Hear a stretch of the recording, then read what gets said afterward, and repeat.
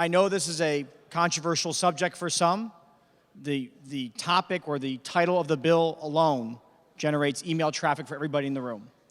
So all I ask before we get to questions, before we vote, is to use the four corners of the paper as our guide and not talking points that have come from people who probably haven't read the full bill and fully understand how cautious we are being and the protections in place in this bill. I'd be remiss if I didn't mention Cindy Mae Meehan, who testified before our committee and who lost her life in between the day when we voted on committee and the bill, who was here, and whose parents moved to Maine to take advantage of a medical marijuana condition, or medical marijuana use for a condition that she had. And I know Representative Ryan may speak to that later as a constituent. So let's back up to last year, because I think that's really critical to understand the path we've gone down now. There was a bill last year on this same topic. Didn't pass. Nope. Because we had to slow down and take a step back.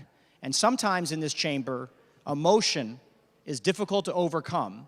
And so before we get the law right, we let the emotions go first.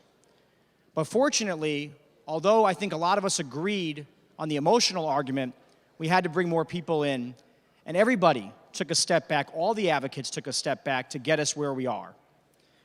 So what did we do in the off session? We kept working, we kept writing to develop a better product, which is why I think you saw it pass the Public Health Committee in March 22-6. The first goal of any goal for this bill was to get the pediatricians on board, the Connecticut Association of Pediatricians. They testified in favor of the bill in the Public Health Committee. The testimony is online. They weren't in favor last year because they didn't think it had the safeguards that they wanted as someone who'd have to make the recommendation for this condition and for this treatment under the bill. So taking that, we come back to the public hearing we have before the Public Health Committee, and I'll let other people speak to it who I know are going to vote for the bill tonight on both sides of the aisle. Whether you're a parent or not, you have a loved one.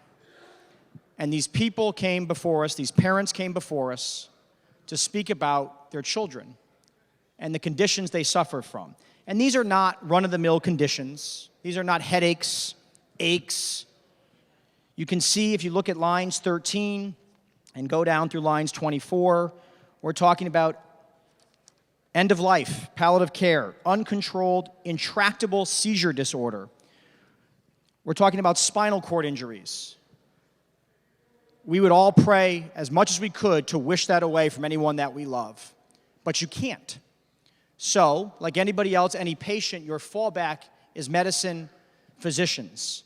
All this bill does is allow that fallback to happen for these individuals in certain circumstances. The testimony that was so riveting for members of the committee, I think, and what I think carried the day so overwhelmingly in the committee, was particularly around seizures. A mother testified that her child would shake hundreds of times a day, so violently she wondered how the child lived through every single one. That thought with her hundreds of times a day.